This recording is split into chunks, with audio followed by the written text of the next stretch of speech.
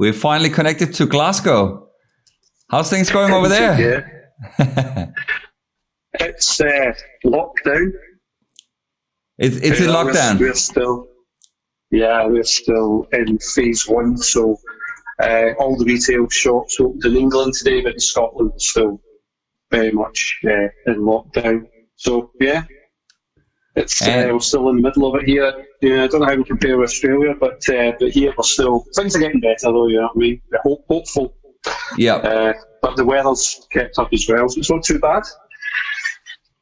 That's good. And from what I can see, you've sort of taken some time out and written a little EP during the whole pandemic stuff. We just listened to "Can We Go Outside," which I've got a little story to tell you about that song.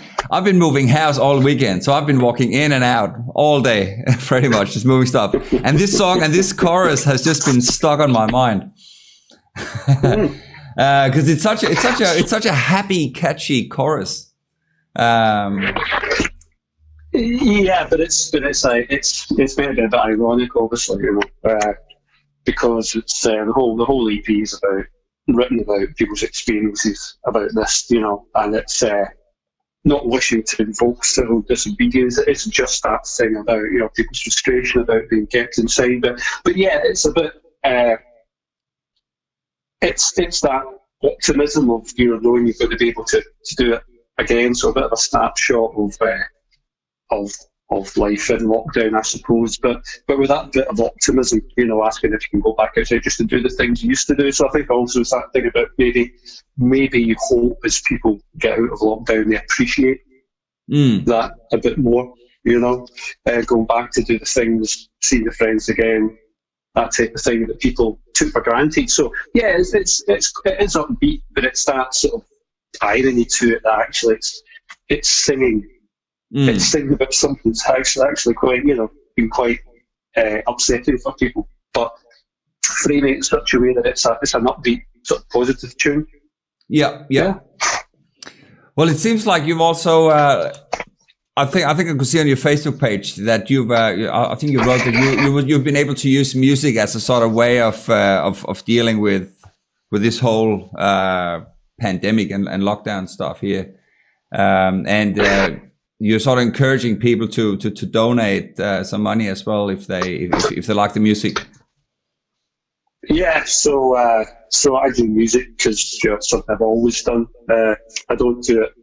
I do it to be creative. I do it as an outlet. So I have a day job, so I don't need the money, but I didn't want to profit. It was very much my way of reflecting what was going on. In fact, actually, for all the first 8 weeks or so of lockdown, things were very strange, you know, for the first 3 or 4 weeks. And I suppose for me, it was some way of dealing with it, an outlet to try and sort of express what was going on, what I felt was going on, what we hearing from other people. Yeah. So when it was finished, I just thought I didn't want to profit personally from it, because you don't want, when you're trying to reflect some people's anxieties or, you know, the issues with relationships that might come out of this, you don't want to make money from it. So that's why I put the link on my Bandcamp site that's free to download, but if you want to pay for it, then you pay £5 sterling to a small mental health charity called Rethink Mental Illness, and those people are there for the people that really need help right now. So yeah, it just seemed like the right thing to do. I'm not wanting to profit from it, you know. Something I do. It's helped me get through it. So, you know, if we can raise a few £100s for a mental health charity, then that's great. And also then people get to listen to the music. Yeah. And hopefully get something from it. Yeah, fantastic. No, it's a really good album. I actually just paid the £5 for it just before we started here. So hopefully, I noticed it. Yeah, good. So hopefully that'll go towards a good cause, and someone else hopefully will be encouraged to do the same. Yeah, I mean, this is it. And there's a little caution in the very last track, and it starts with a piece of music called Before, and it finishes with a song called The Long Walk Back Home. It segues into a song called After, or just a piece of music called After. It's very much a sort of warning, you know, we do have to be careful or else we'll find out we'll be back to where we were. So The Long Walk Back Home is all about people what are people going to get out of this? Remember from this is where they turn back to normal. Do you take the best out of it, or do you forget that and return to what the worst of things were? And of course, you know, do we, as we get out of lockdown, we risk the second wave? So there's a bit of optimism, but a bit of a warning as well. Yeah. So so it should sort of, there's a bit of a story arc to it all. There's just be a couple of good catchy tunes on it. You know, I'm not trying to be too serious. It's just pop music, isn't it? Yeah. But again, it's a good little EP. You know, it's and it has that overall theme. You know, about the whole pandemic, which is pretty cool, and which is something you're probably going to see a lot of music is probably going to come out of this coronavirus era. Yeah. No, I think so. I think I got it quick. I got it quick, exactly. You know, but there'll be a lot of that. There will be a lot of that. Yeah. Yep. So how did you write the songs? Because obviously they would have come around pretty quick. You know, sort of since we only have had this lockdown for a few months. Yeah, it makes me look quite busy, doesn't it? A lot more productive than I normally am. I mean, as usual, it was a few bits and pieces lying about. That anyone writes tunes usually has. And Can We Go Outside was one of the first. I had some of that bit of music written, but it was Safer Distance actually was probably the first one that I actually properly wrote about this, and then I just started expanding that. I also Never Saw That Coming was one I had sort of started to write with the chorus actually, and then suddenly the situation we found ourselves in just made sense. I changed the lyrics to suit the start of this, and it seemed to make sense. So yeah, it just grew out. And actually, just because I have continued, I've got a day job, I have been continuing to work actually, so I haven't been at home all the time. I have been working most days, but even with that, you've just got more free time. So I just took myself away and, you know, decided I would try and piece this all together as a coherent sort of piece. So, I mean, the majority was written over about 6 weeks, yeah.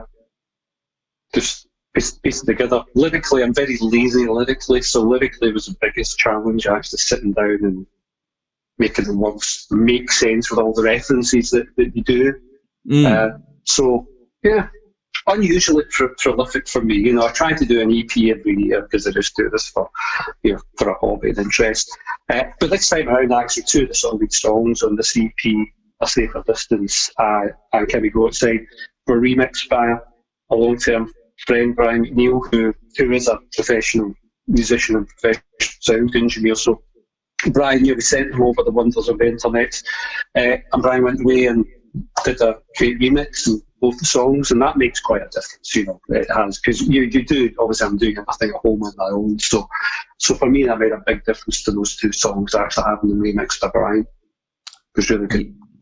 Yeah, right. So the whole EP, have you you recorded all instruments and mixed it yourself, or how does that? Yeah. Wow. In this room. Oh, really? Yeah. Wow. That's impressive. Yeah, I thought a bit. Yeah, apart from that, well, everything in the two songs and Brian remixed them, but everything else just recorded the me, a couple of guitars and a keyboard and Apple Logic. And that's your work. Not a great deal. It's just, you know, home music recording is becoming the thing now. And yeah, it's great. I mean, you learn, isn't it? I mean, you know, you'll probably do a bit of that yourself. You're a drummer. You just learn, and it's part of the reason I still do it, you know, and enjoy doing it, because every time you set about writing and then doing the recording, the arrangement of it, you learn something new every time. And working with Brian in the remixes, actually, you know, lots of good feedback about how crap my vocal recording was and stuff like that. But you really learn, so the next time I'm doing it, you know, he said, well, actually, he's very going to handle it. You know, just how to set everything up. So yeah, the rest of it's all recorded in this room. And Brian just took all the song files and a bit of mixing on it, but everything else in the album is recorded, mixed, arranged, mastered, and yeah, with a minimum of gear. Nice. And so you do a whole EP every year? Is that yeah, I do the EP every year. For how long have you been doing that? That's good effort. Yeah, well, I mean, I started long. I'm of a certain age. I started in the early 1980s in Glasgow, writing stuff, and went back to those days when there was lots of bands about. Started then, continued into the 90s, and sort of chucked it for a while while my kids were growing up. And then got back into it really because writing is what I always liked. So I got back into it in the early 90s when a guy I used to work with in bands called Martin Doherty asked me to write a musical with him, using some songs that I used to, that we performed together that I'd written, but also he was interested in writing and rewriting something. So I got into that. I was probably in the early 2000s, and Martin had a digital-based studio, and he helped me set up one in my home. And that really got me back into what I love best, because in the 80s and the 90s, being in bands, doing lots of live gigs, I wasn't, I enjoyed it, but for me, it's the writing and recording that I really enjoyed. So being able to do it at home for me made a huge difference. So, I mean, the last 8 or 9 years, I've got 8 EPs. I think if you go into my music site, I've got the links there. There's about 8 of them. They've been done over probably one a year, but as well as I've got a side project called Arclight with a mate called Alan Hamilton, and we've released an album and 2 EPs as Arclight. So I've got that going on as well. And both Alan and I and a couple of other friends are in a band together called the Tufty Club, who do cover version band for fun, but also do covers of our own songs over the years. So we cover our own songs that we've done, and there's other people. So yeah, as well as all that, I tend to try and make a point, writing an EP. You just do the artwork yourself, do everything yourself. It's a great way of cataloguing what you're doing, and it just gives you a focus. So starting to think about the next one now, Yeah. Well. Yeah. Well, I was actually talking to a mate about today about what's the next that's going to happen in 2020. Like we started out with Australia being on fire, and then you had we had a lot of floods, and then we had the pandemic starting, and we're only halfway into the year. How are we going to finish 2020 off? Yeah, maybe a plague of locusts might be the next thing. Yeah, some killer hornets. And biblical terms, biblical terms, yeah. So, so that's what I tend to do, is just to try to, it keeps you productive, try to do something every year.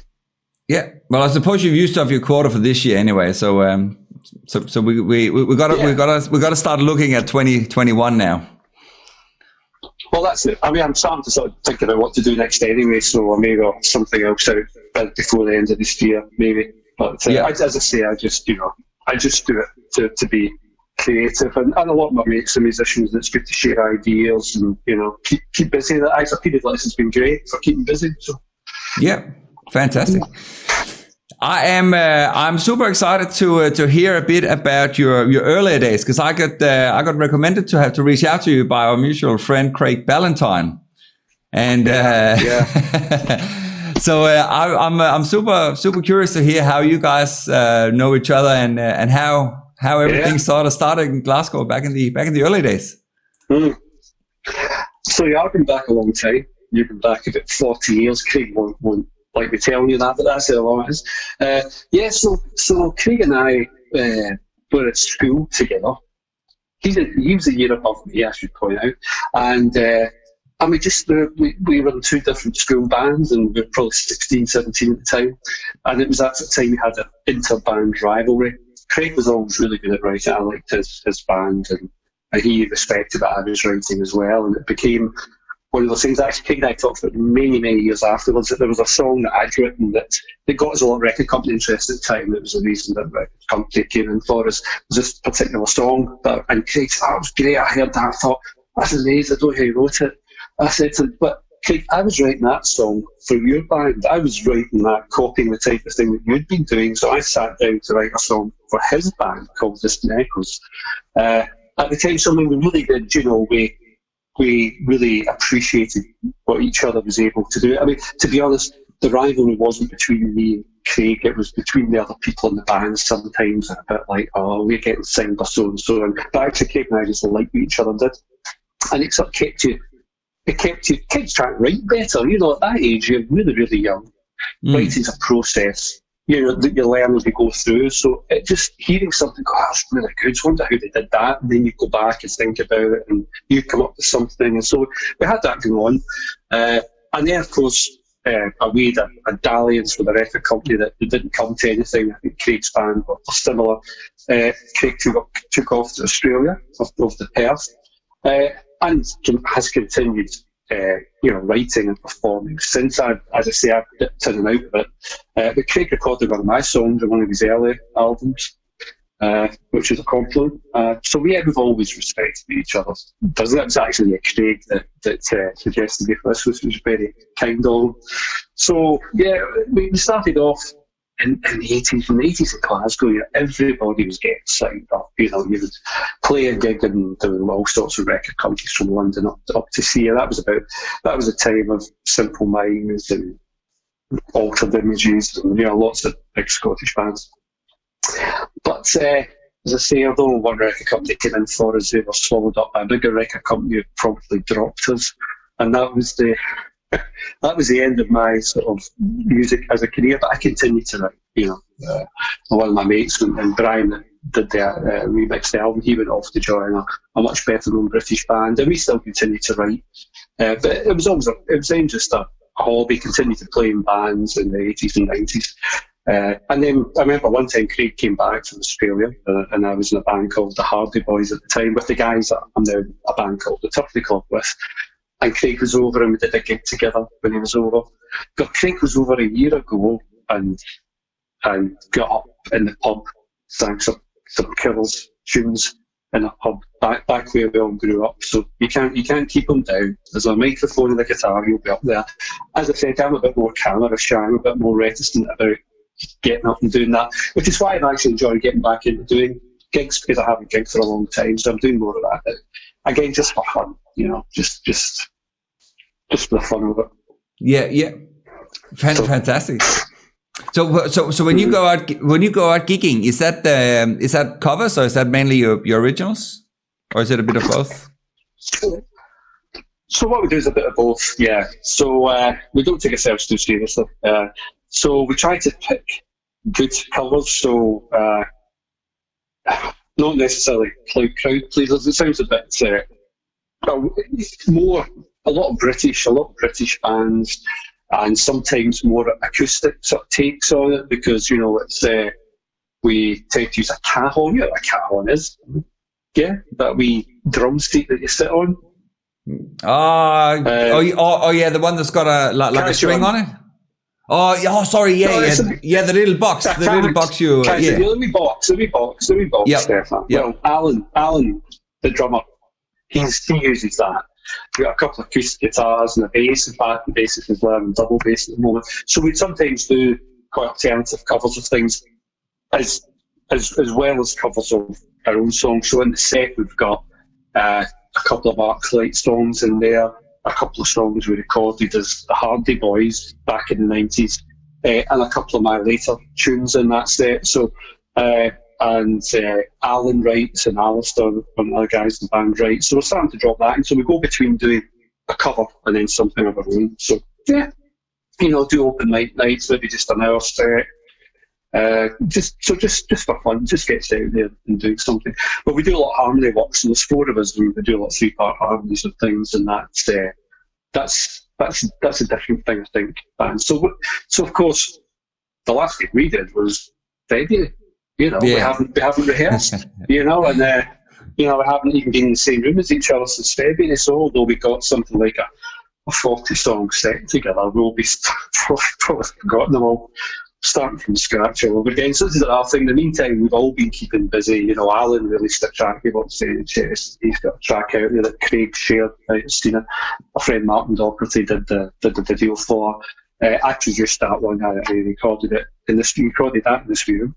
And Alice has been doing some EDM sort of stuff. So we've all been keeping busy and just trying to post things on the site. But Stefan, I don't know what Australia's like, but I don't know if you guys are back to doing live gigs again, but in the UK, Scotland, live gigs before Christmas, I don't think so, just really? won't happen. Really? Yeah.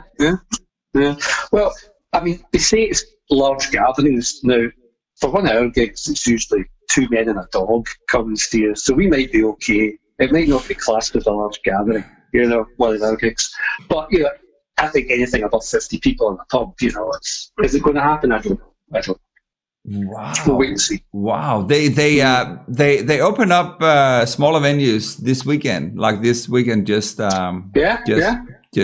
Yeah. So there's a lot of sort of small bands that was able to go out and play, Friday and Saturday. But it obviously still with, your max capacity or minimum, depending on how you look at it, like the reduced capacity.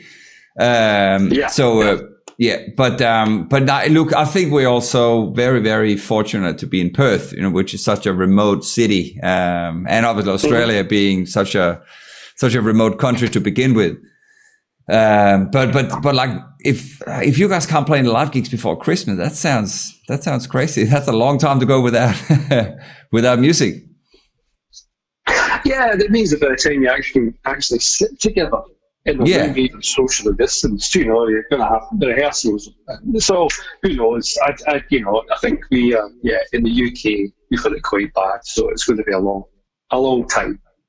A long walk back home, as they say, to actually get there. So, so we'll have to pick up where we left off. And, but, the good thing is I don't think there'll be any lack of, but when we're clearly through this, all the live music seen in Glasgow, which has always been fantastic, it's always been good. That will continue. That will come back. Hopefully the bars and the pubs will all be able to reopen. And we'll get back to doing some gigs again. Mm-hmm. Yeah, it's just like every time I talk to people about it, it just blows my mind how it's the entire world. Like it's not just Glasgow or just Perth or London. It's everywhere. But it's like I can't believe you guys might not be able to play before Christmas. That's a long time. That's another 6 months. That's I mean, crazy. we're already seeing a lot of gigs have been cancelled. Obviously, I'm going to see a lot of bands as well, and we're meant to go and see Katrina, my wife, and I see Princess Paul Weller through in Edinburgh in November. It hasn't been cancelled yet, but what's the likelihoods of having a 3,000 capacity hall being open in November? Right now, I don't know. He hasn't rescheduled it yet, but both my children have had might go to big Spanish music festivals. They've all been cancelled. So I can't. I mean, maybe it'll be before Christmas, but I can't see it being much before October, November, before pubs, venues are open again. Taking bookings and actually encouraging huge amounts of people to get to go. Yeah, it's just crazy how the whole industry has been affected like that. I suppose in your case, it's probably okay if you are mostly writing songs from home and doing it sort of as a hobby base. You'll be all right. You might be able to put out another EP before Christmas. A Christmas EP. Yeah. Maybe extras. Well, I do have one of my EPs is a Christmas song on it, actually. I've got an EP called The Stillness of Snowfall, which has a song on it called Stillness of Snowfall, which isn't really a Christmas song, but it has the word snowfall in it, which sort of makes it Christmassy. But I mean, for myself, it's fine because I still have a job, in the worst case scenario for most people this would be furloughed, but for musicians who rely on, and nowadays the way the industry has changed since I was, more seriously in the 80s, is that you used to get signed up by a record company with a big advance that you used to think was yours, but actually it was a big loan that you got. You go into the studio, you spend, hundreds of thousands on an album, you'd have it distributed, you go out and people would buy it, and they would buy the album, and you would get, usually about 10, 20 points off that, and then you go out on tours, or you would buy on the tour with a bigger band, and you might not make money from touring, but touring was there to help you get the sales of your product, of your album, of your CD, largely in the 90s. But what's changed now so in that environment, musicians would still have been getting the sales of a product, of their album, CD. So even though they couldn't go out and tour, they'd still be getting sales. What's changed now about the music industry fundamentally is that you don't have people buying physical product anymore. You have people downloading songs. You have people subscribing to Spotify or similar, Tidal or whatever. And as you get aware, the artist's share of that, is tiny. Zero. So I play albums is a Spotify or was a Spotify, and 0.01 pence per play. Even the download. So artists don't make the same amount of money from the product. They need to go out and play live to make money. The only way they make money is performance. That's how they can do it, especially the larger artists where they can play large venues. So in this climate where you can't physically get out, I don't think there's a lot of artists making a huge amount of money from the product, so they need to get out. So it's very much a live performance model now, so it does affect them much more. Because physical sales of albums and CDs, have just gone down. People just pay streaming services, and that is a big effect, I think, right across the industry because of that. Because that model has fundamentally changed from what it was.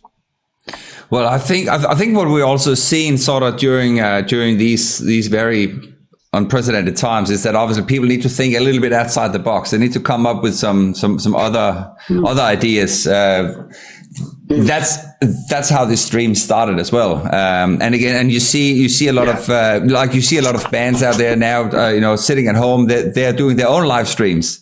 They're playing, they're doing playthroughs of their songs, where they all sit at home and record, and they mix that together, and that becomes a music video and stuff. So it obviously does create some new doors somewhere, where people can have a different avenue to promote their music. But yeah, you're absolutely right.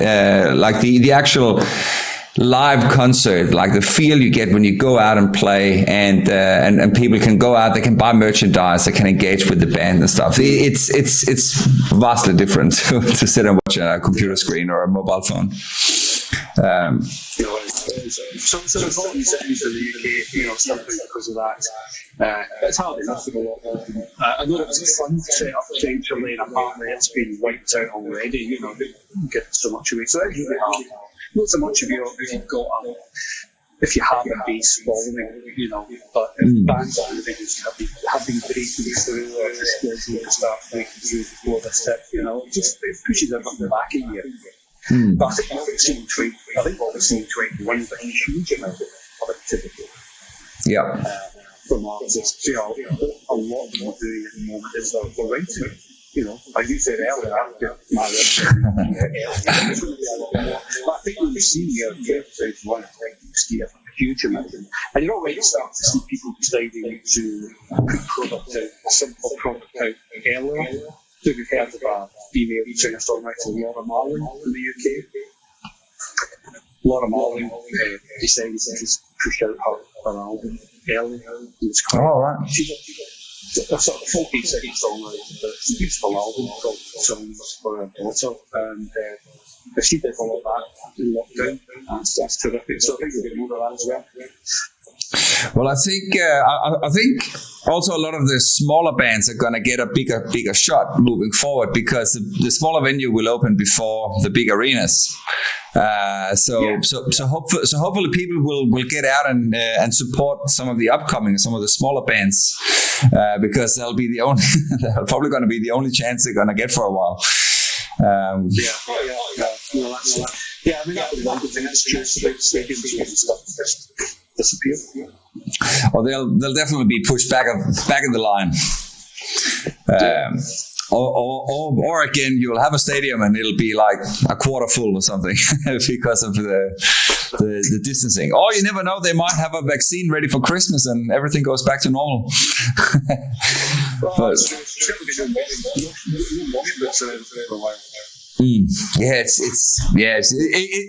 It's just crazy, and I suppose time will tell where everything is heading. I was curious, like when I listened to your EP, I think it was about a week or two ago when I listened to it the first time. I was wondering what sort of bands are you sort of influenced by, because you have a lot of sort of different sounds, both within the actual songs, but also like the different songs on the album as well. What sort of influences do you sort of look up to? So, loads. I think that is expressed in the music. I'm not really. I've never classed myself as a rock musician. I do a bit of rock-ish, but not real rock. So, loads of different things we to be honest. Like, the rock Australian bands. Actually, one of the pieces I started writing again in the 90s, club music and everything. I felt a bit disassociated from music, and then started came across this New Zealand band who were writing proper songs. Crowded House in the very, very early days. I saw Crowded House with a friend in the early 90s in King Tut's Warmer Hut in Glasgow, which is a tiny 300-400 people capacity, and it was the night that Tim Finn left the band. So they touring into the face together. Yeah, we were doing 4 days, and Tim had walked that day, and so 3 of them did it. It was a 3-piece unexpectedly. Played for about 3 hours. The crowd were fantastic. That's the experience. And what I really loved about that was the songwriting. It's like, it's okay to write songs. It's okay to actually write good songs. We're never saying it become very clubby and stuff. And that kind of get back into it. But I listened to a huge range of things. So Radiohead are one of my favourite bands. Loads of stuff I like, quite folky stuff like Sufjan Stevens, quite like Laura Marley. I mentioned, I'm just looking at the room here, Big Bang, other small bands that I've heard in the UK. Just, I like quite ambient things, so Bangkok, everything from the UK, good. Just a huge range of stuff. The thing is we have to be able to do, because songs are songs, really, you pick up these things. So I'll go from writing chemical on stage, it's quite a big production, brass and the strings and sort of thumping bass going all the way through it, to some stuff on earlier EPs like Still Snowfall, where I deliberately, after the Arclight album, just quite a big production on that, and just don't think that very much guitar and voice. So, just a huge rate. So, a good song. I always go, you can cut through the race and everything, although you're always listening to that, but is the song good? If the song's good, the song's clever, then, I like it. So, huge rate, and some people quite old, I do really like Tommy Rock solo stuff as well. Some of that is Tommy Rock and Radiohead, some of that is experience. So, and as well as pop, it's really good. Bands like Electric Storm Parade in the UK, they're really good sort of punky, punk sort of pop band. Field music from Northumberland and the North East. A couple of brothers from really clever positions. So, just loads of stuff, but not lots of big bands. But loads of stuff that are clever in the writing, pick out lots of different influences. And that's what I try to do. I try to not be constrained by writing on a particular thing. What comes out your head, and you try and construct it, arrange it, write it in a way that's engaging and different, and mix these different styles, So, the next thing I think we're doing at the moment is probably more an electronic type thing. Oh, wow. I did really good. So I made that next. I did an EP called Kepler, which was more that sort of thing. There were no acoustic guitars, it was much more programmed sound, that sort of stuff. So I made it, that next. I don't know.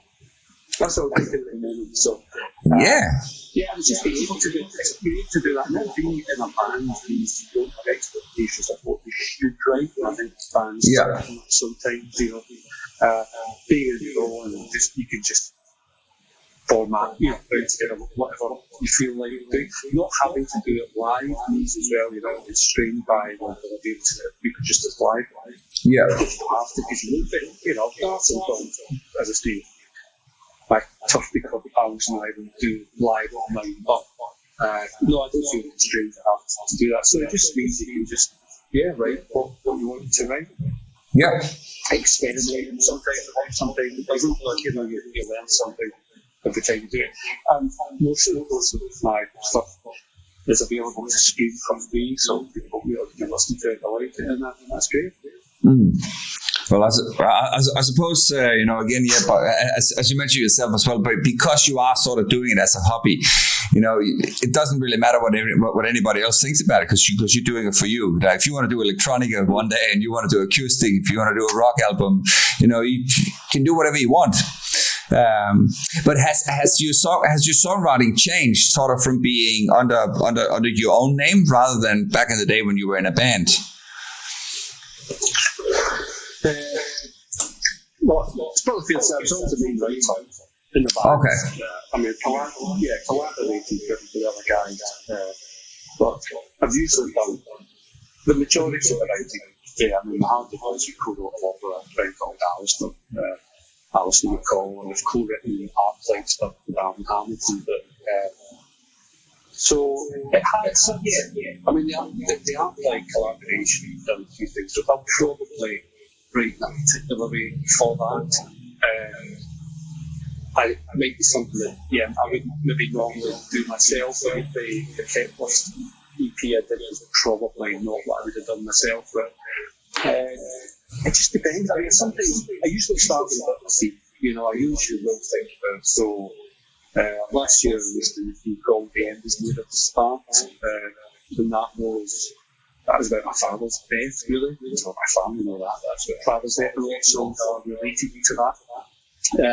So I write more from personal experience now. I write more reflectively now than I would have done before. And I think before, in bands, and certainly a couple of bands, we started to write for bands, and that's when it started to become a bit of formula.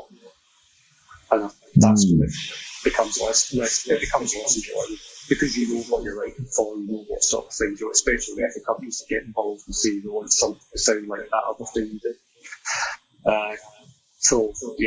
But writing for yourself, you maybe give yourself an idea and you have a go at it. If it doesn't work, it doesn't work.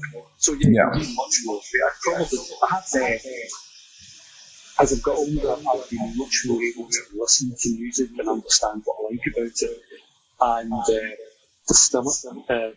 I wouldn't say punch it at it, but actually pick out things and ideas from, deconstruct it. So I've probably become better at that. I think I've probably become more mature in my songwriting. I've got more tools to use, and just more chord shapes, listen to more stuff, how to go about things in different ways, because you're listening, love music, you're listening to music, and it's not just a noise in the background, you're listening to how it's created, you're listening to a song, you're deconstructing it in your head. So I probably write more for myself now, less extreme than I probably was. And to be honest, back in the day when I was writing, I was much, much younger. You didn't have, when I first tried Proto Studio, Proto Studios, they completely changed the game, if you didn't have a good studio, you didn't do home demos or GRA, drum machine, really basic stuff. But that was good, I started doing what right at home, using that. But that wasn't about when we were in our teams, saying, you basically just, you had to use the band for it, you had to sit at home with your guitar and write the whole thing out. And it was so much better if you had the technology now that you have is incredible. I found that, I think I would have become a much better writer much quicker because you've so much more in your disposal. I remember sitting home, that's all the pieces, which is a song Craig doing like that. He's ripped off back his band and got his record company interest. I remember sitting home, double tracking it. I recorded that on a wee cassette recorder, and recorded the bass line, stuck it through the speakers of my stereo, played through stereo, recording again, like double tracking by having a problem with speakers, recording through the cassette recorder again. Using a wee mini rig that I've always designed, it's this keyboard to do a keyboard line, so then get 2 tracks on that, and then put that back to the stereo, and then adding a vocal, actually double tracking, using £20 cassette recorder. That's what you have to do. That's what you have to do. Whereas I did sit there with a box, an iPad, a Mac Mini, 6 inches square, loaded the software, hundreds of synthesizers, and still produced a 24-track digital bit of music. Stunning. But still, listen to you take chords and do that one track to the next track, and that's very quite, fun. So to have those tools now would be fantastic. Yeah, nice.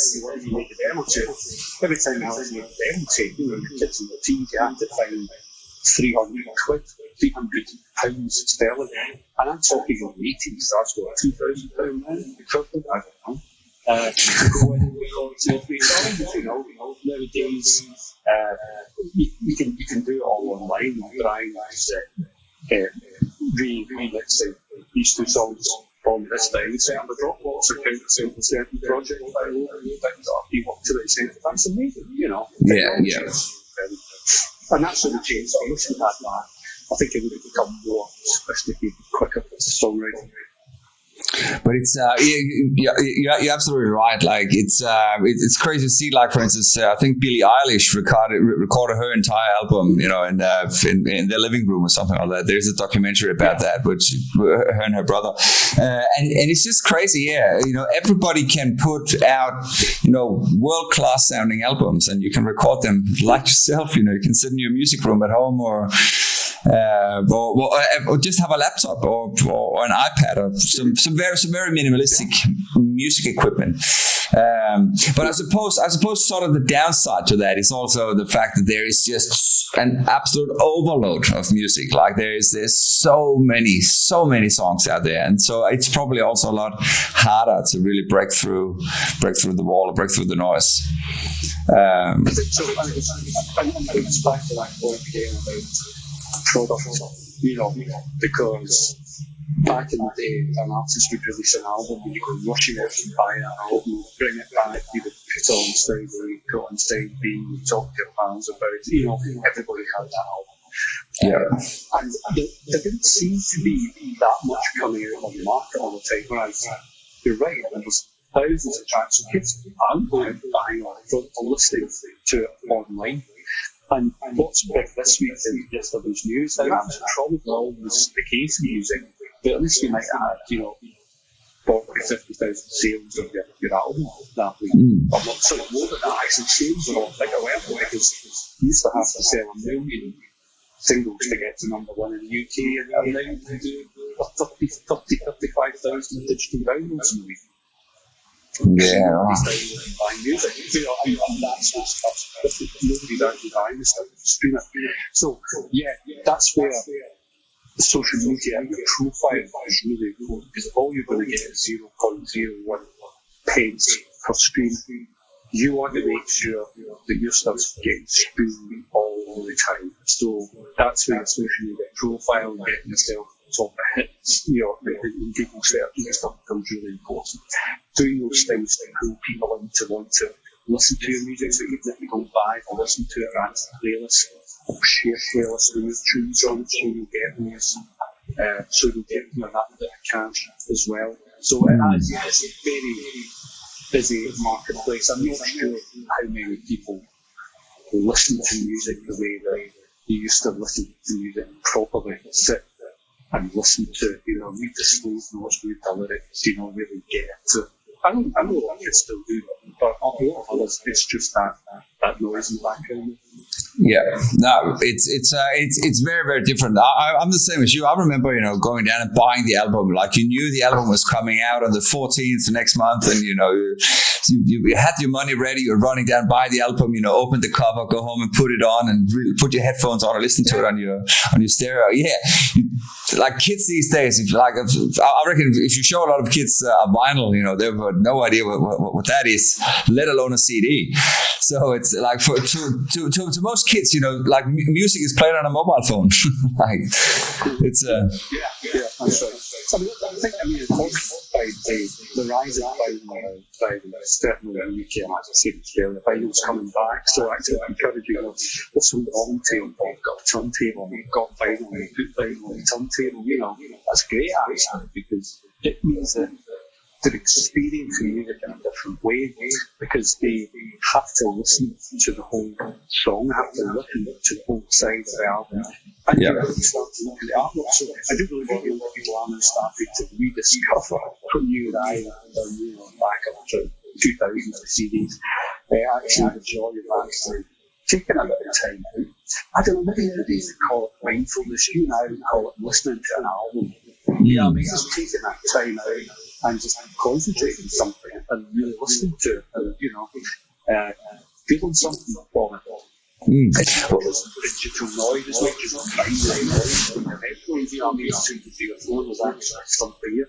The idea of bands do sit down and think, what's kicking off side A, what's on side B, the ordering of the songs, being famous artists of your major bands following up and over the ordering of songs in the album, what closes the album, what should open it. Well, that's irrelevant, it's spirit, so it's nice to think, because artists do care about that, they've done things in a certain way, with some of them. Absolutely. So it's nice to listen to it the way that they wanted you to listen to it, in the order that they wanted you to listen to it. So that's a very, so I think push down that fact. Listen a bit more to music.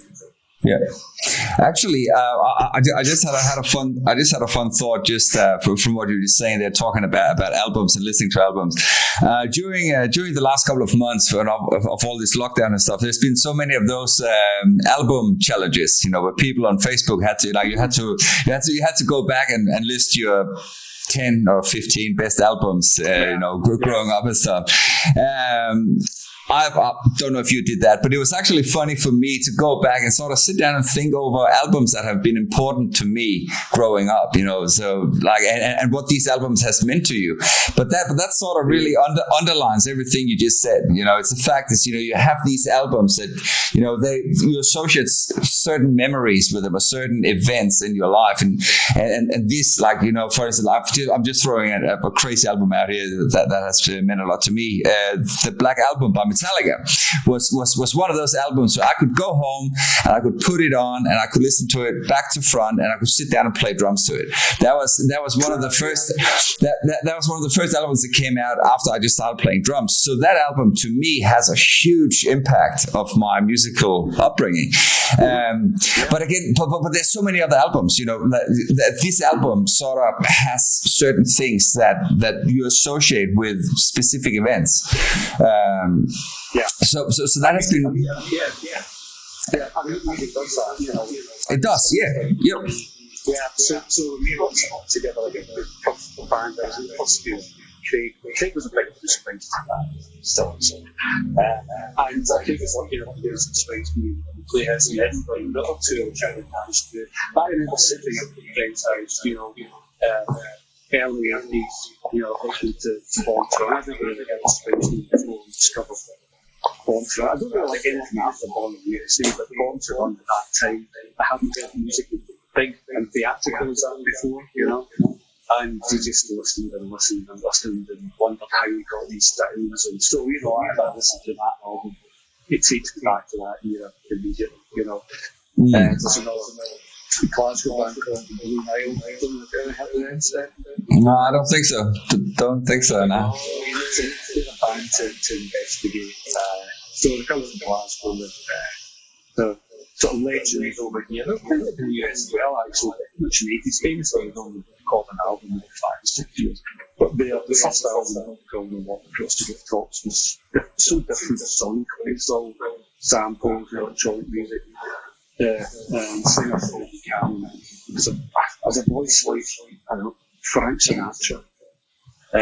But Frank Sinatra in Team, I don't know, he's got an incredible voice. And listening to that again, just completely changed how I thought of the music. It was completely different. I became a huge fan. So, there are these external albums you just think, that actually changed the way I thought about it. I'd never heard anything like that before. It changed the way I thought about music. And it's great to come across and to do that too. I heard the names like Radiohead, and it's like, I hadn't heard anything like that. The mix of rock with some really tuneful, melodic songs. So, It's interesting how they take that album challenge can be fun as you try to second guess what your friends might choose, and they, well, what are you going to choose? Because I really like that one. We just waited for it to come up. Yeah.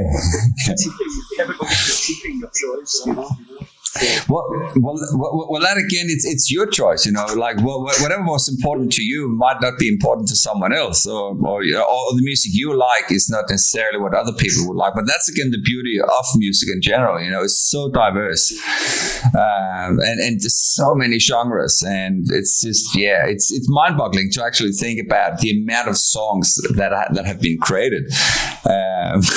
Like it's just crazy because they all sort of come from the same chords and the same notes. It's just depending on how you put them together. Yeah, C major was my minor. Yeah, that's it. Three major chords, one minor chord. Never top of it how many play guitar. So just learn three majors and a minor. You can play most things. You can play most songs, and it's true. But you're right.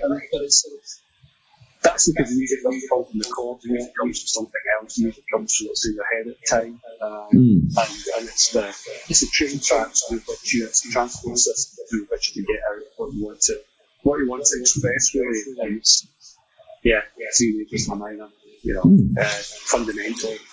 But it's actually what you bring a song down to that. It makes a song sound quite basic, but that's not right.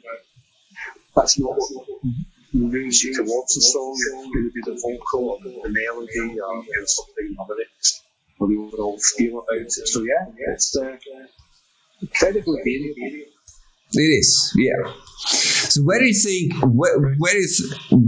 music will go from here in the future? So obviously, like you mentioned yourself, like we've got all the Spotify and social media and YouTube and stuff, and a lot less album sales. So what do you think everything will look like in, say, 10 years from now?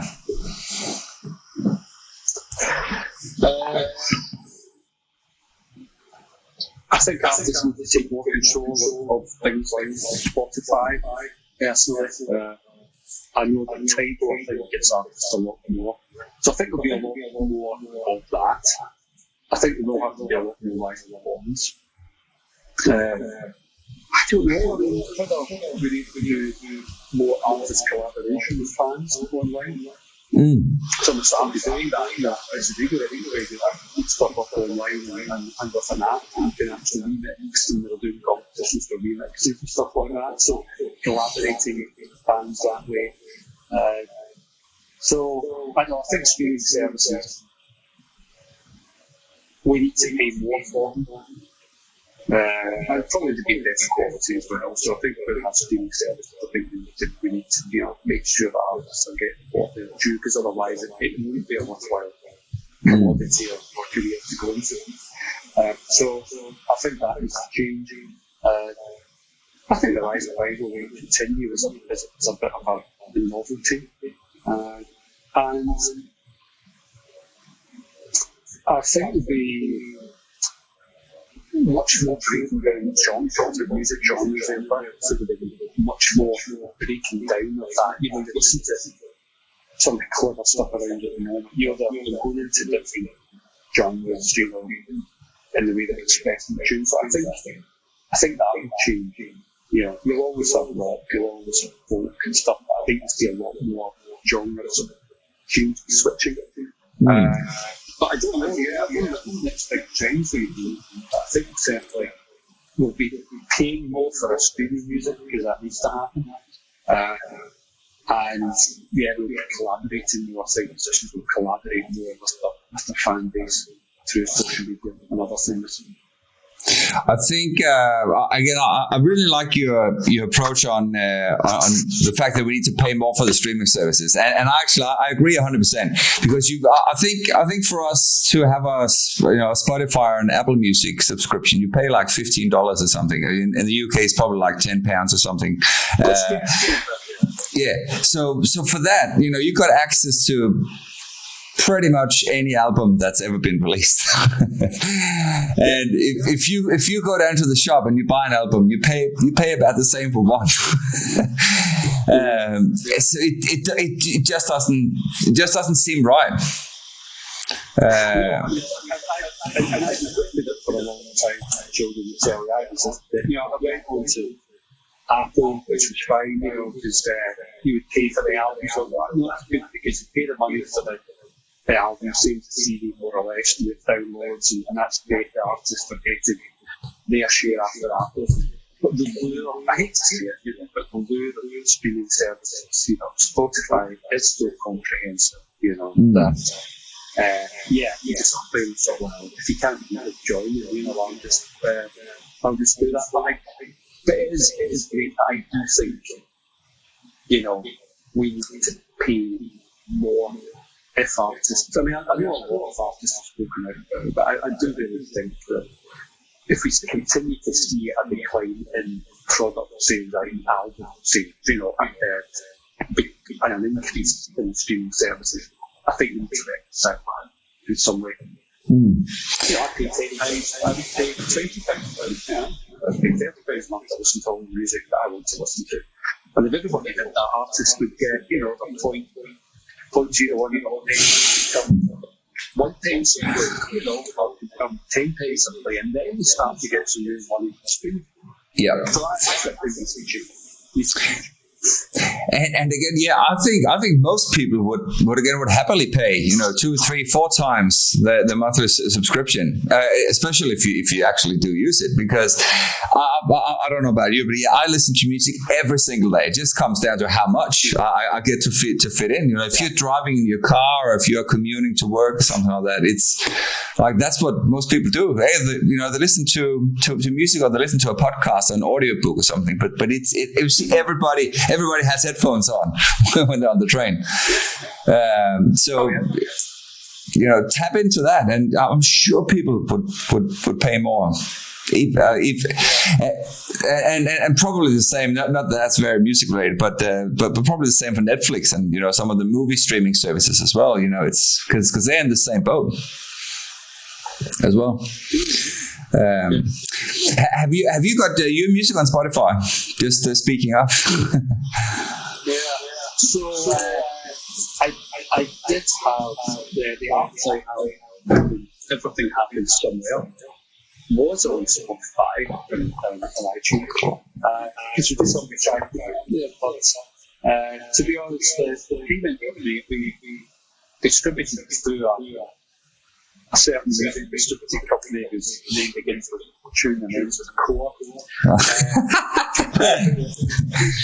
Who charged me more than 3 years for the privilege than we made actually on sales. We've actually didn't put it up to get sales. It was a way of getting the streaming services. So I haven't, but I was thinking, about Star Wars. I was thinking we start getting together with some creating a bit of a best of the band bunch and sort of bunch of songs from BBC stuff I've done in the mix, something like that up on Spotify and Apple. But it's just because you have to pay so much. Maybe there are other routes of getting it out there that is cheaper, but I probably will again.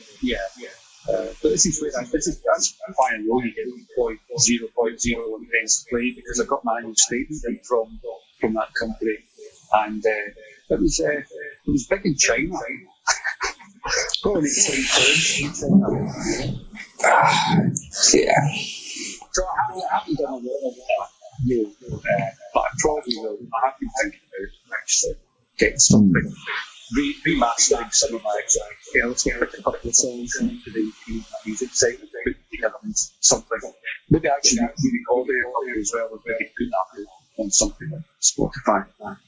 Well, I was going to say, if you had, I think, did you say you had done 8 EPs or something? Then you would, you should have enough songs for, you should have enough songs to do a greatest hits or 2.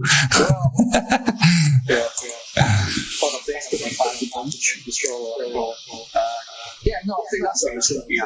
I'll go back and someday I'm checking, it's 7. But then there's other things as well. So there's a few bits out there. So I was thinking maybe 8 or 10 songs.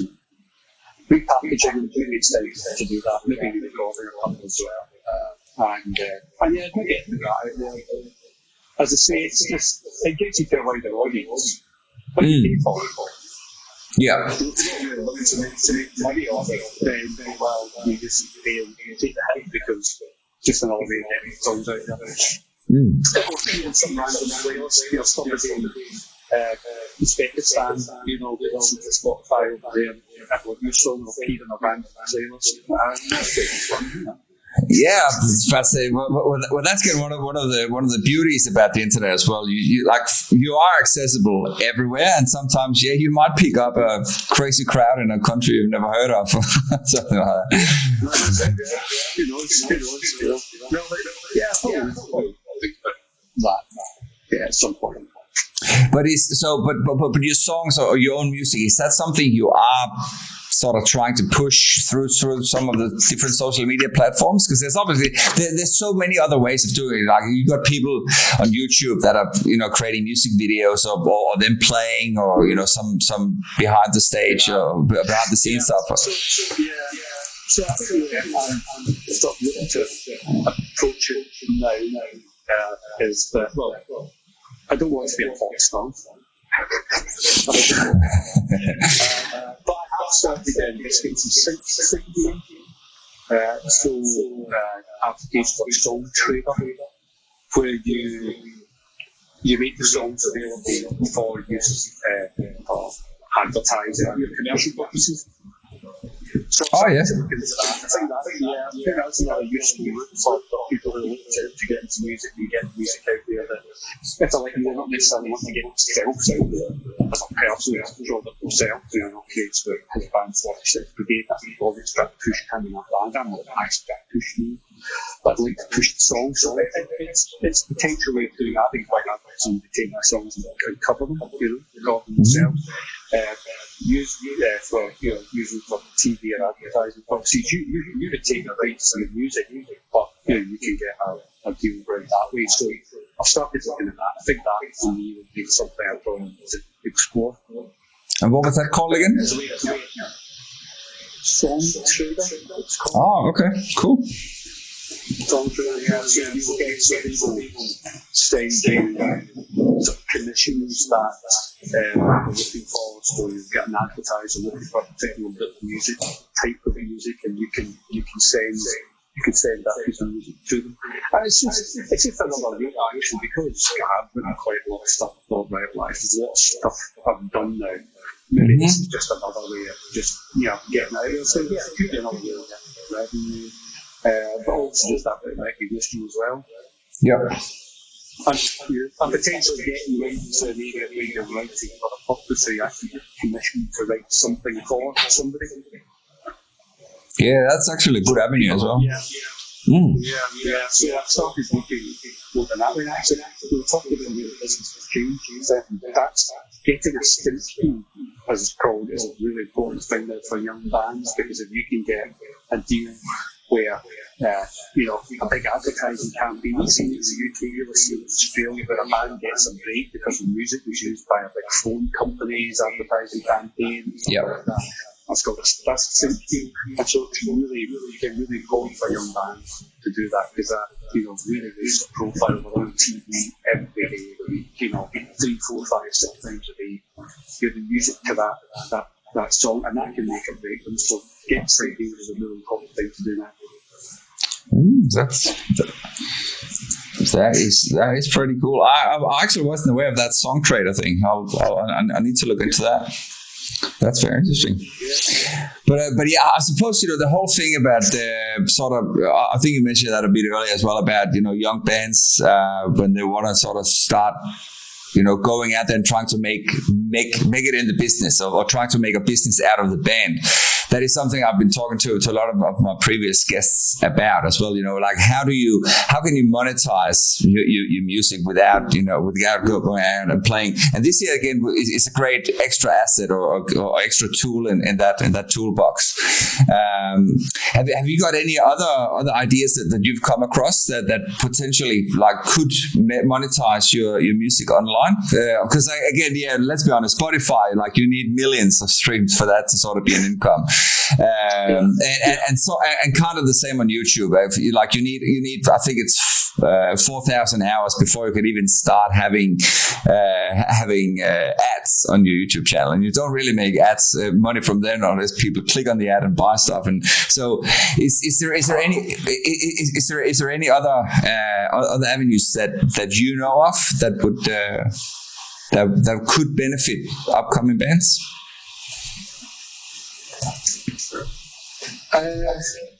I think actually maybe just the ability to cross over media as well, so being able to do your own videos or create short films that accompany the music and try and push them to do independent sort of small TV companies or small film festivals. Sort of Jake's on crossing over the genre that way. Do a couple of people do that, as well as produce a song. They've actually made a short film to go with it and music the background to that. But that's a good idea. Yeah, I mean, he's getting the thing, but having different ways of getting that, or working with artists, and filmmakers, you're getting contact with people that are doing that in the local area and see if you can combine and try and get the music, in a submission that they're working on. Just and that way, if you're not that way, if the film project gets interested in the music in the film project, will get interested as well. Should probably be able to combine all that stuff. It's probably helpful. I think nowadays you have to be able to do that. Back in the day, have decent bits of instruments. Nowadays you have to do all artwork for the EPs. So going on about how to do that. I think young musicians need to be able to understand how to record a vocal, so the majority of them will be using software tools like Logic. They need to be pretty social media savvy to be able to get some sort of product out there. And I think they need to be very much part of the artistic community to look at those opportunities. So maybe not just class yourself as a musician or a band, but class yourself more as an artist and be prepared to move between different genres to try and get new music out there. That's really good advice. To sort of, again, like you need to sort of diversify a bit, and also you need to be more than just a guitarist or a drummer. But that,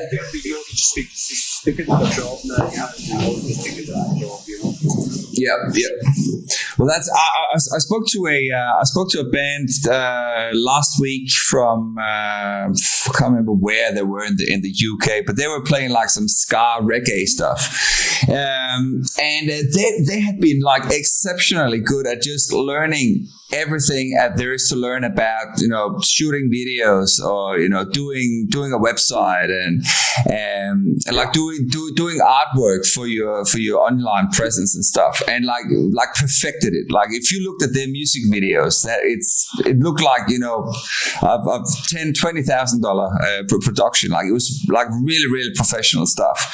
And obviously, like if you are that serious about your music and that serious about learning stuff, you could just see how that has sort of escalated their portfolio, and that stuff like that. Yeah, I think as a band or as a business is vital to sort of stand out in this completely abundance of music out there. But yeah, I really like that idea about sort of collaborating with smaller music companies or commercials and stuff. That's actually a clever idea. You obviously just need a way in. Is that something you've tried to do yourself with some of your songs? Not yet, but I know that others have done that. I mean, certainly I've been a big commercial music has always been there when I was doing that team actually started out. I did some commercial music for a larger rock company. At one point, I definitely fancied getting into that when I left school or college, but I didn't. Right.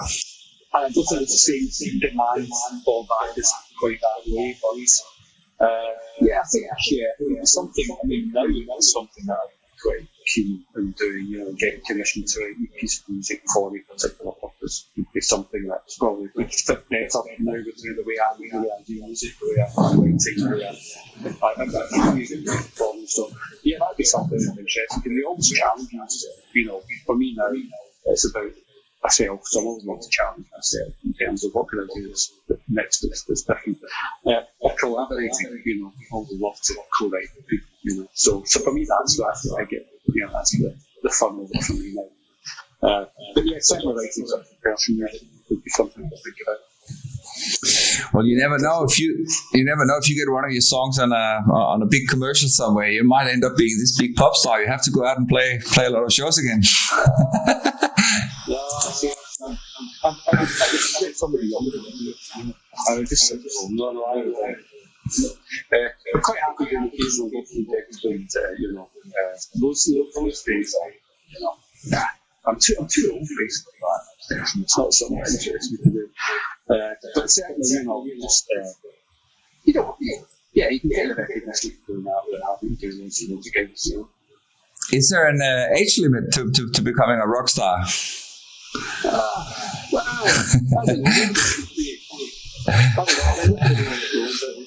don't know. Maybe there should be two ages. No, there shouldn't be. No. Actually, the funny thing is I'm the type that used to be, but you do see people now, there's a couple of people who are, more senior in years.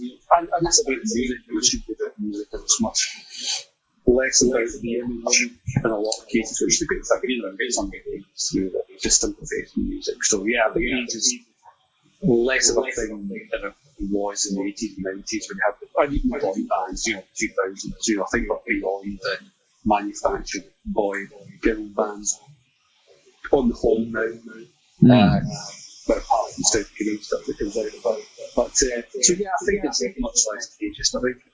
I think if you have a good song, people will be listening to the song. A lot actually, my friends see the person will be always the case before. Yeah, because I was actually just about to say that. I said like most music is heard, not seen these days. So you could listen to someone and never know if they were going to be 25 or 65. It's never too late. I'm 65 and 25. I think for me it's about the creative thing about writing and collaborating with somebody, you use strong commercial or somebody comes along and wants to cover something, and that'd be great. There's someone good one up there, in the limelight, quite happy to be the person sitting in the library writing stuff. I was always happy when that was awards actually from big bands, sense rather than performance. But yet you are still performing though, so there must still be a little bit of value you enjoy. It's about fun to do it sometimes, but yeah, I mean, it's like when you ask me photos for this. I don't have it.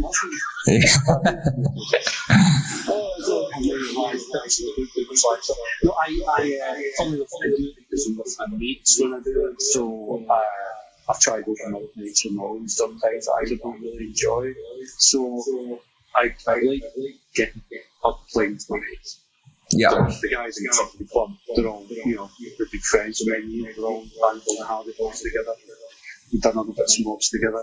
And you're up there, they're crowded mates, you're all of a particular age. You have it together, it's good fun. And I feel, part of the gang there. And they'll, have their parts to play. I don't necessarily like to do it more. But it's great fun doing something called that's really good fun. And that's fine. We have a really nice laugh. But that's again also another good thing about music. Like it connects people, and especially when you are playing yourself. Like if you are a musician, you have that camaraderie, and that sort of you are able to communicate on the same language, which is quite unique and probably not very easy for a non-musician person to understand. I think that's it too. Because we also play, well, some of us do, certainly. Some of us have played together for 30 years, 25 years, on and off, Wow. Projects. And when we all came together to start to do this, Alan and I started doing some open mic gigs, and then Al started being the bass player who hadn't played bass in about 15 years actually, but good bass player. He joined, but we work really quickly. We can hear a song, we see it's our big interpreter, and you just get through it really quickly because actually we do have that thing, that understanding that you mentioned there. We do work well. We work well for too much why we can pick things up so quick. Because we don't need a loads of rehearsals. You know what? You get that thing, you sort of work with people and it's a bit clunky and it's not really coming together. We don't have that. We just rely on we are just immediately real sense of similar in terms of piecing together or interpreting a song. Once interpreted it all, we generally approach it the same way subconsciously. We'll all be heading in the same direction, so we can very quickly completely change. We do a couple of dance. We do a couple of dance during each song in the set, and so I'm completely different person with that. But actually, we all came from the same place, so we pieced it together really quickly, even though we're doing a dance track and a couple of acoustic guitars and a carol and bass.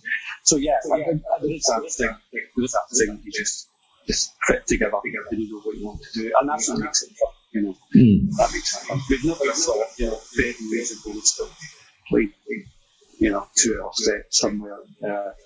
And it's great fun, yeah. It's just tiring, more tiring, But, yeah. But no, it's good fun. Yeah, I mean, all we do, we know that it's too go back out.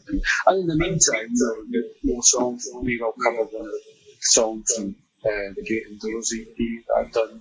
Alan's been writing a couple of songs, Alan's been writing a couple of songs. So we'll actually be bringing in new stuff over the period into the set as well, so new covers as well. So yeah, it'll just kind of make it interesting. We do quite a lot of covers of Scottish bands, that's a bit of a thing. So oh wow. We do that. Yeah, it's not all we do, but we do tend to do quite a lot of that, and some less than one bands, so it's good fun. Yeah. Fantastic. Get up in the limelight again. Yeah, bars in Australia, you'll have bars that will play massive halls now, like 300 or 400 people. I mean, most of the pubs we play in a day is like 100 capacity, quite small. Right. Maybe big venues. Yeah, because you have the guys put we definitely have to have small venues as well. Like most of the pubs that I just play in a little cover band here, and most of the venues that we play are again 100, 200 people max. But they're never full. They're never full. so you just play to the local punters, man. So. We just I'm missing it. We do, we are missing people do that. But as I say, we've been all the time. So we've done the CP and we all come back together and we'll pick up and we left off and all.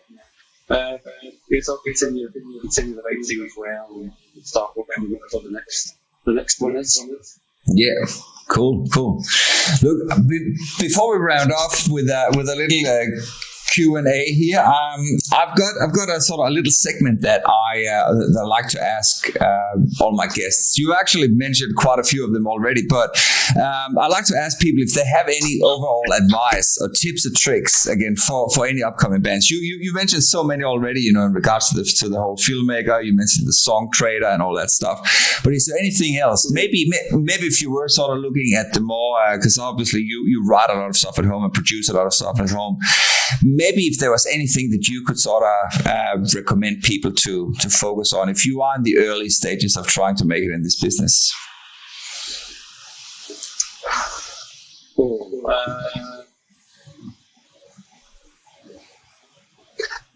Probably just learn the craft, you know. I think everybody was started out, especially if you're not a covers band, especially starting with regular material. All we do is sit in the room and write, you know. Now as a teenager, you just spend hours and hours sitting writing, so learn, and you have to learn quickly. So, you know, if you're going to start off the band, right, and go start and pick up a guitar and start with the piano for an hour a week, you're not going to learn anything. You need to really accelerate that process. So keep doing it, and it's through that you can learn yourself how to write better. So I suppose it's keep learning, keep listening to as much stuff as you can, you know, listen to as many things as you can from Metallica to the Beatles to whatever, because there's always something there, you know. And just keep working up, just keep working away at it. But try to be original, I think, as well. You know, what is it that you've got that might just make it a bit different from the next band? It's still making it sound different or give you that different edge. So yeah, try to don't just be the 10 releases covers band, you know, that came out and did it in the 90s during the actually try to be different. And you've got to be realistic. I mean, you've got to do nowadays have a lot of people who do something slightly different. You're coming at it from a different angle. Yeah. Give it a try. Yeah. Yeah, I suppose we've all heard Wonderwall way too many times. No, that's it's very, very true. But I suppose again, starting an instrument or learning a new language, so it takes time. You know, it's like you have to put in the hours to master it. But that's it's the same with anything. But I suppose a lot of people these days just don't have the patience for it. And that's probably also why you see so many people that give up, because it's too hard. Life. I mean, look at you, and then suddenly say, "Oh, I want to do that," and pick it up. Actually, so when a couple of my friends in their 40s, they say, "Oh, I'll get a guitar." So they got a guitar, and they never learned it because I remember saying to one of them, you know, you have to understand that when I learned guitar, I was self-taught, and you know, that's all I did. You know, from age 14 to 18, writing bars of bands, you know, but all you did was you sat in someone's house playing guitar, you're sitting at home writing playing guitar, you're in a rehearsal and playing guitar. That's all I did. You know, I went to school and I played guitar. Yeah. Whereas if you think you're going to lie, you know, sitting down with a, you know, better week and playing a day for an hour a week, you're not going to be able to, you know, write more than anytime soon. Because I think that could be 4 major. You know,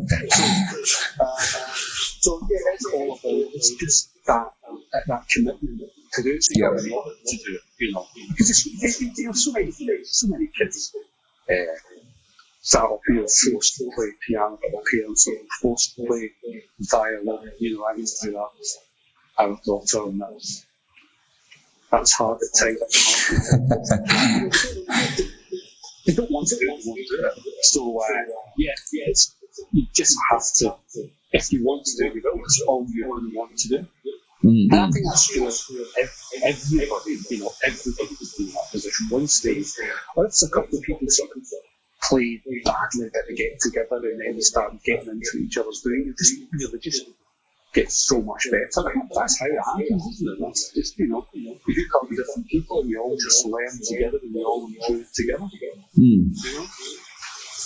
But that's again why. But that's exactly what I think so many people lack in general. You know, the fact is, if you pick up something new, it's gonna be hard to begin with. If that's a new job, you gotta learn it. You're not gonna go in and you know just shoot up the career ladder, you know, in your first or second month. Like it takes years. So if it is something you are passionate about and something, more importantly, something you actually enjoy, it is like it should come natural, but you have to put in the hours. So I'm still, you know, I'm not a great guitarist. I'm a jack of all trades, you know. I'm not a great guitarist. I'm not a great bass player.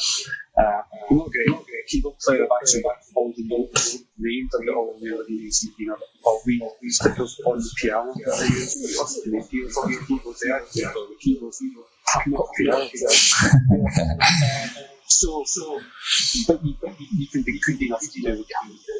So you don't really need to be, you know, doing tuning and weight flows and stuff like that. You need to do what you have to do. And the way people have to do, the way people play guitar and all has changed. I think, you know, you also a lot of younger bands like the Folds, like UK bands. No, I haven't heard them now. They're sort of quite a rocky band there. But, you know, people play guitar differently, like, you know, so almost like me, lazy how you play. I take that approach. So, yeah, you have to be good enough to do what it is you want to do. You don't have to be a virtuoso because I couldn't do this even solo if I tried. I'm not a rock guitar player. But again, if you listen to the songs that you play, you're obviously very good at playing that genre because again, that's what works for you. And again, like most of the really big songs out there, you know, is only 3 or 4 chords anyway. So Yeah. less is more sometimes. Yeah, exactly. Yeah, and that's the thing. I've signed a late song with an 8-part bridge going, and that hits the guitar stove. I've never done that. Yeah. Something I think that's a bit lazy. Yeah. Oh well, this. Yeah, what's a great song like one of the best still. I mean, he has guitar-based crazy songs, but the second raising is too, like, because of a 16-bar guitar solo here, you know, quite a decent mistake, you know. Stick up a power in that, you know. So it's all about wide, small, and right and wide. So I like short songs mostly. It can be quite wide in terms of what's in it. Arrangement wise, chord structure and stuff. So that's, yeah. Awesome. Let us quickly see here. We've got a question here from our good friend Craig Ballantyne. Actually, so he said he said he really enjoyed the interview here, reminiscing on the old days of music growing up. He said he's got a quick question for you. He said, "What would be your favorite song that you've ever written?"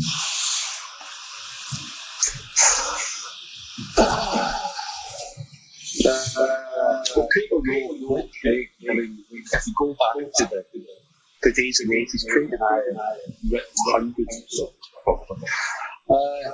Actually, one of my favourites is a song called House of Pain, which I recorded with a band called If in the early 2000s, which were actually basically me and my mate Alan and Ian and Brian doing keyboards.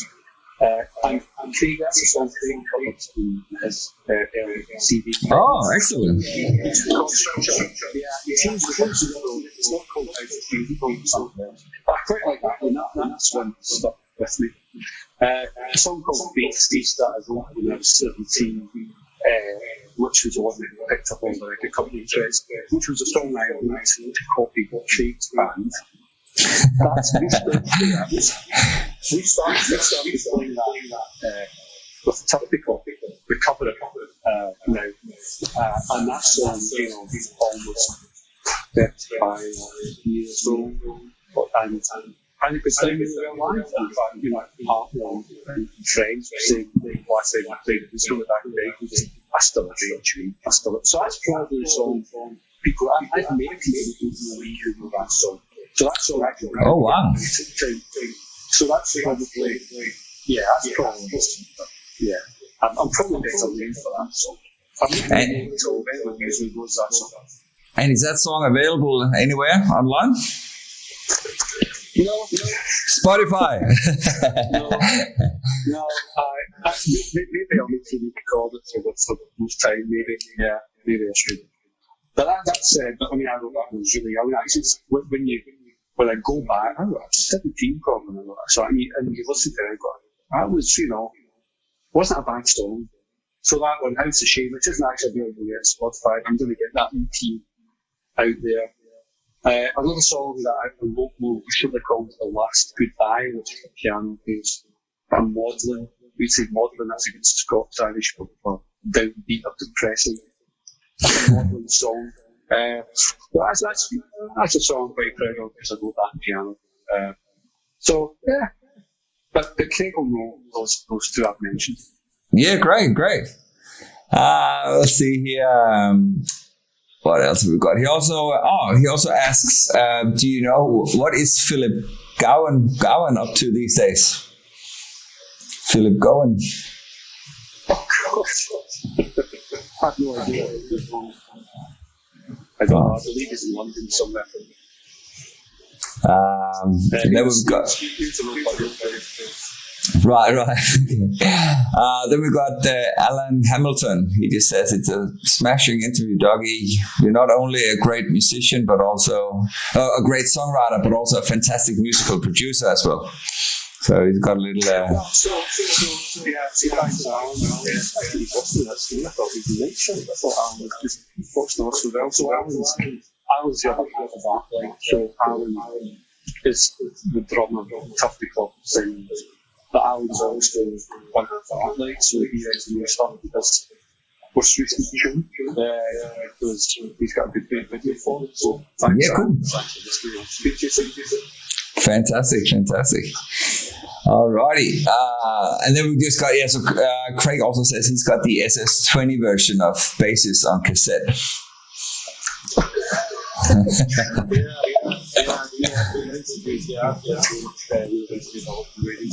Back in the day, I've done that version as well. On cassette. Yeah, it's just such a crazy format when you think about it. Like you had to actually press rewind and you could turn it around and there's music on the other side. And again, something that kids these days will just never really realize what a cassette tape was. So maybe basically one of them for that, so we're going to have to updated the recorded maybe. Yeah. Fantastic, Dougie. It's been an absolute pleasure to hear your story, and you had fantastic, some really good advice and tips and tricks. I've taken notes here of everything you're talking about the filmmaker and the song trader and sync deals. I'm gonna look into them, add them to the bank. Just before we round off here, so we're gonna finish off on another song from the Great Indoors EP called "At a Safer Distance." Can you give us a little bit of a background story on that song? Yeah. So what that is about? I was aware that when we went into lockdown that it's about the situation. There'll be a lot of people, young people and older people perhaps just embarking in new relationships, So you met somebody, you just get to know them, and this lockdown's happened. So it's all about how will these relationships survive this period of separation, and how many relationships that could have gone on to be something actually will not continue. They won't be able to make that connection and just fizzle out. So how many things it could have been might not be because of it, and how many people will come out of this with a stronger relationship even though they maybe don't know each other that well because they still want to be together even though, as long as I can hear you, as long as I can see you, at a safe distance, but they've had to learn more about each other in this period. So for some things that might have been will have presumed and died out. Other really strong opportunities will have been missed. But actually, it may well have brought people closer together in the period as well. So that's really what it's all about. I think it's a real challenge, for people at that stage. How can we see each other and being able to, be in the same place as each other now for best part of 12 weeks in the UK. So that's what that's about. And it's something that has changed with a lot of people. A lot of people experience that. Fantastic. Great story. And we can also just quickly tell to people that they should head over to your Bandcamp page where they can buy or donate £5 or more, I suppose, towards your charity. And your Bandcamp page is so Dougie, so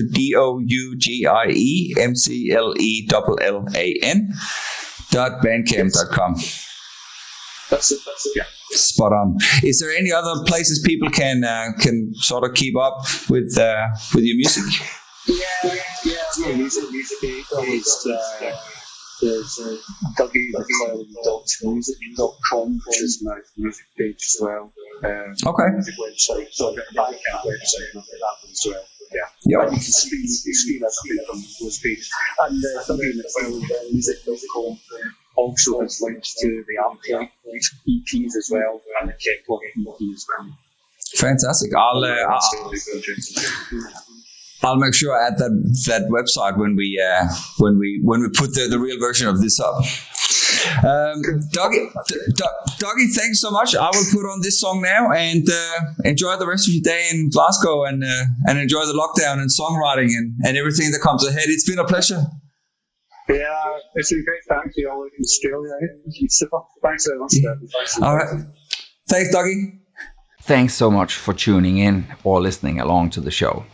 If you like the show, please don't forget to leave a 5-star review and subscribe to my social channels. It doesn't cost you anything, but it greatly helps me to build my networks and my chances of getting sponsors to keep this show running. If you want to take it to the next level, please head over to patreon.com/Stephen Helhammer and become a patron by joining the exclusive community there. You can start from as little as $3 per month. And for just a little extra, you get access to some fantastic features, outtakes, behind the scenes stuff, and much, much more. That's less than the cost of a cup of coffee per month. And that way you can help me build better content. I can devote more time to find awesome guests and just generally just keep everything flowing. If you want to be on the show or subscribe to my mailing list, send an email to steven@helhammer.com, and that is HELhammer.com. That way I can start sending you exclusive invites, random stuff, and messages that, who knows, you might enjoy. So that's it. Have a rocking day ahead, guys, and I will see you on the live stream or in your headphones very soon. Take it easy.